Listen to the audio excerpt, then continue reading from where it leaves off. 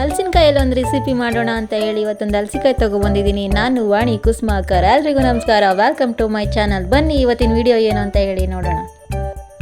ಇವತ್ತಿನ ರೆಸಿಪಿ ಹಲಸಿನಕಾಯಿ ಪಲ್ಯ. ಹಲಸಿನಕಾಯಿ ಪಲ್ಯಕ್ಕೆ ನಾನು ಹಲಸಿನಕಾಯನ್ನು ಕಟ್ ಮಾಡಿ ಕುಕ್ಕರಲ್ಲಿ ಸ್ವಲ್ಪ ಎಣ್ಣೆ ಹಚ್ಚಿ ಮತ್ತು ನೀರು ಉಪ್ಪನ್ನು ಹಾಕಿ ಈ ಥರ ಬೇಯಿಸಿಟ್ಕೊಂಡಿದ್ದೀನಿ. 2 ವಿಷಲ್ ಹಾಕಿ ಬೇಯಿಸಿದ್ದೀನಿ. ಹಾಗೆ ಕಟ್ ಮಾಡಿ ಕೂಡ ಇದನ್ನ ತಗೋಬೋದು.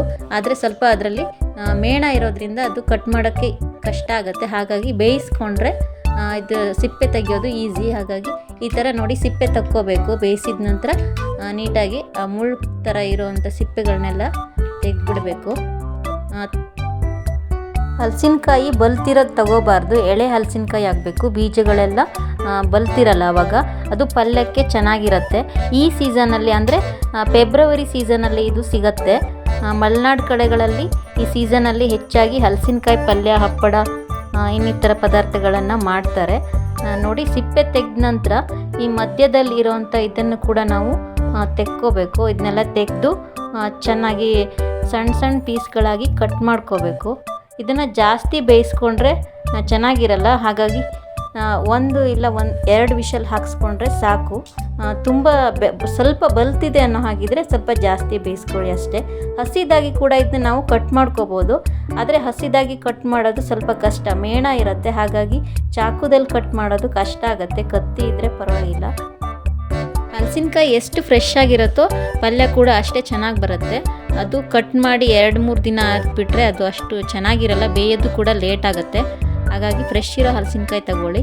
ಮಲೆನಾಡು ಕಡೆಗಳಲ್ಲಿ ಇದು ಶಿವರಾತ್ರಿಲಿ ಸ್ಪೆಷಲಾಗಿ ಪಲ್ಯನ ಮಾಡ್ಕೋತಾರೆ. ನೋಡಿ, ಈ ಥರ ಕಟ್ ಮಾಡಿ ಇಟ್ಕೊಂಡ್ರೆ ಆಯಿತು. ನಂತರ ನಾನಿಲ್ಲಿ ಮಸಾಲೆಗೆ ತೆಂಗಿನಕಾಯಿ 1 ಭಾಗ ಅಷ್ಟು ತೊಗೊಂಡಿದ್ದೀನಿ, 1 ಟೊಮೆಟೊ, 1 ಈರುಳ್ಳಿ, ಕೊತ್ತಂಬರಿ ಸೊಪ್ಪು, ಬೆಳ್ಳುಳ್ಳಿ ತೊಗೊಂಡಿದ್ದೀನಿ. ನಂತರ ಒಂದು ಬಾಣಲೆಯನ್ನು ಬಿಸಿಗಿಟ್ಟು ಅದಕ್ಕೆ ಎಣ್ಣೆ ಹಾಕಿ ನಾನು ಬೆಳ್ಳುಳ್ಳಿಯನ್ನು ಹಾಕ್ತಾಯಿದ್ದೀನಿ. ಬೆಳ್ಳುಳ್ಳಿನ ಇದರಲ್ಲಿ ಚೆನ್ನಾಗಿ ಫ್ರೈ ಮಾಡ್ಕೋಬೇಕು. ಕೆಂಪಾಗೋ ಥರ ಬೆಳ್ಳುಳ್ಳಿನ ಹುರ್ಕೊಂಡು.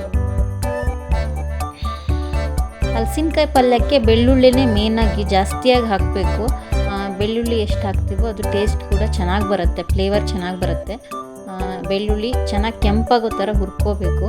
ನಾನಿಲ್ಲಿ ಈರುಳ್ಳಿಯನ್ನು ಹಾಕಿದ್ದೀನಿ. ಈರುಳ್ಳಿ ಹಾಕಿದ ನಂತರ ಟೊಮೆಟೊ ಮತ್ತು ಕೊತ್ತಂಬರಿ ಸೊಪ್ಪನ್ನು ಹಾಕಿ ಇದೆಲ್ಲವನ್ನು ಚೆನ್ನಾಗಿ ಫ್ರೈ ಮಾಡ್ತಾಯಿದ್ದೀನಿ.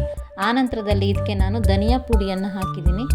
ಧನಿಯಾ, ಆನಂತರ ಸ್ವಲ್ಪ ಗರಂ ಮಸಾಲ, 2 ಸ್ಪೂನಷ್ಟು ಖಾರದ ಪುಡಿಯನ್ನು ಹಾಕಿದ್ದೀನಿ. ಖಾರ ಜಾಸ್ತಿ ಬೇಕು ಅಂದರೆ ಸ್ವಲ್ಪ ಜಾಸ್ತಿ ಸೇರಿಸ್ಕೊಳ್ಳಿ.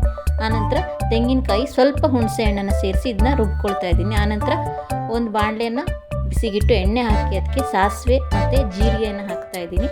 ಆನಂತರ ಮತ್ತೆ ಬೆಳ್ಳುಳ್ಳಿಯನ್ನು, ನಾನು ಜಜ್ಜಿರೋ ಬೆಳ್ಳುಳ್ಳಿನ ಹಾಕ್ತಾಯಿದ್ದೀನಿ. ಬೆಳ್ಳುಳ್ಳಿ ಇದಕ್ಕೆ ಸ್ವಲ್ಪ ಜಾಸ್ತಿ ಹಾಕಿ ಮತ್ತೆ ಹೇಳ್ತಾ ಇದ್ದೀನಿ, ಹಲಸಿನಕಾಯಿ ಪಲ್ಯಕ್ಕೆ ಬೆಳ್ಳುಳ್ಳಿ ಜಾಸ್ತಿ ಹಾಕಬೇಕು ಮತ್ತು ಕೆಂಪಾಗಿ ಹುರ್ಕೋಬೇಕು. ನಂತರ ಮತ್ತೆ ಈರುಳ್ಳಿಯನ್ನು ಹಾಕಿ ಮತ್ತು ಕರಿಬೇವಿನ ಸೊಪ್ಪನ್ನು ಹಾಕಿ ಚೆನ್ನಾಗಿ ಫ್ರೈ ಮಾಡ್ತಾ ಇದ್ದೀನಿ. ಇದು ಫ್ರೈ ಆದ ನಂತರದಲ್ಲಿ ನಾವು ರುಬ್ಕೊಂಡಿರೋ ಮಸಾಲ ಎಲ್ಲ ಏನಿದೆ ಅದನ್ನು ಇದಕ್ಕೆ ಸೇರಿಸ್ಕೋಬೇಕು. ಸ್ವಲ್ಪ ನೀರು ಜಾಸ್ತಿ ಹಾಕೋದು ಬೇಡ, ಗಟ್ಟಿಯಾಗಿ ಪಲ್ಯ ಗಟ್ಟಿ ಇರಬೇಕು. ಹಾಗಾಗಿ ಸ್ವಲ್ಪ ನೀರನ್ನು ಸೇರಿಸ್ಕೊತಾ ಇದ್ದೀನಿ. ನೀರು ಹಾಕಿದ ನಂತರ ರುಚಿಗೆ ತಕ್ಕಷ್ಟು ಉಪ್ಪನ್ನು ಸೇರಿಸಿ ಒಂದು ಲಿಡ್ಡನ್ನು ಕ್ಲೋಸ್ ಮಾಡಿ ಸ್ವಲ್ಪ ಹೊತ್ತು ಬೇಯೋದಕ್ಕೆ ಬಿಡ್ತಾ ಇದ್ದೀನಿ. ಇದು ಕುದಿ ಬಂದ ನಂತರ ನಾವು ಹೆಚ್ಕೊಂಡಿರೋ ಹಲಸಿನಕಾಯಿ ಏನಿದೆ ಅದನ್ನೆಲ್ಲ ಇದಕ್ಕೆ ಸೇರಿಸ್ಕೋಬೇಕು. ಹಲಸಿನಕಾಯಿ ಎಲ್ಲವನ್ನು ಇದಕ್ಕೆ ಹಾಕಿ ಆನಂತರ ಒಂದು ಸರಿ ಎಲ್ಲವನ್ನು ಮಿಕ್ಸ್ ಮಾಡಿ ಒಂದು ಲಿಡ್ಡನ್ನು ಕ್ಲೋಸ್ ಮಾಡಿ ಒಂದು 5 ನಿಮಿಷ ಬೇಯೋದಕ್ಕೆ ಬಿಡಬೇಕು. ಮಸಾಲೆ ಮತ್ತು ಹಲಸಿನಕಾಯಿ ಜೊತೆ ಚೆನ್ನಾಗಿ ಬೆರಿಬೇಕು. ಆ ಥರ ಅದು ಕುದಿ ಬಂದ ನಂತರದಲ್ಲಿ ಮತ್ತೊಂದು ಸಲ ತೊಳೆಸ್ಬಿಟ್ಟು ಆನಂತರ ಮೇಲೆ ಕೊತ್ತಂಬರಿ ಸೊಪ್ಪನ್ನು ಉದುರಿಸಿದರೆ ಹಲಸಿನಕಾಯಿ ಪಲ್ಯ ರೆಡಿ ಆಗುತ್ತೆ. ನೀವು ಒಮ್ಮೆ ಟ್ರೈ ಮಾಡಿ ಹೇಗಾಯಿತು ಅಂತ ಹೇಳಿ ನನಗೆ ಕಮೆಂಟಲ್ಲಿ ತಿಳಿಸಿ.